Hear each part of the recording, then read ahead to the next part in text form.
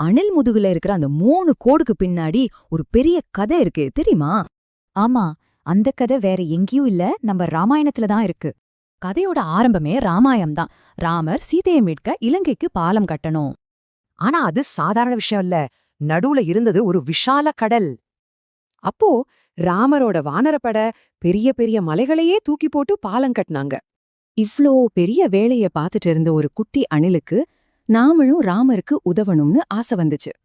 ஆனா அதால மலையெல்லாம் தூக்க முடியாதே. அப்போ அதுக்கு ஒரு சூப்பர் ஐடியா தோணுச்சு. அது என்ன பண்ணுச்சு தெரியுமா? கடல்ல முங்கி மணல்ல புரண்டு அந்த ஈரமணல பாலத்துல உதறிச்சு. அந்த குட்டி குட்டி மணல் துகள்கள் பெரிய பாறைகளுக்கு நடுவுல இருந்த கேப்ப நிரப்பி பாலத்தை இன்னும் ஸ்ட்ராங் ஆக்குச்சு.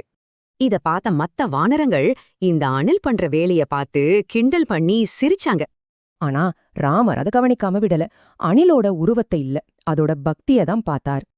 அவர் சொன்னாரு, இந்த சின்ன மணல் தான் பெரிய பாறைகளை ஒன்னா சேர்க்குதுன்னு. ராமர் அந்த அணில ரொம்ப பாசத்தோட கையில எடுத்தார். அவருக்கு தேவை பக்தி, உருவம் இல்ல. அந்த பக்திக்கு பரிசா தன்னோட 3 விரலால அந்த அணிலோட முதுக மெதுவா தடவி கொடுத்தார். அவரோட விரல் தடம் பதிஞ்ச அந்த இடம்தான் இன்னிக்கு அணில் முதுகுல நாம பாக்குற 3 கோடுகள். அப்போ இந்த கதையிலிருந்து நாம என்ன கத்துக்கணும்? உண்மையான பலம் உருவத்துல அல்ல, நம்ம இதயத்துல இருக்கிற அன்புல தான் இருக்கு. யோசிச்சு பாருங்க, நீங்க செய்யற சின்ன சின்ன உதவிகள்ல எவ்வளவு பெரிய அன்பு இருக்கு.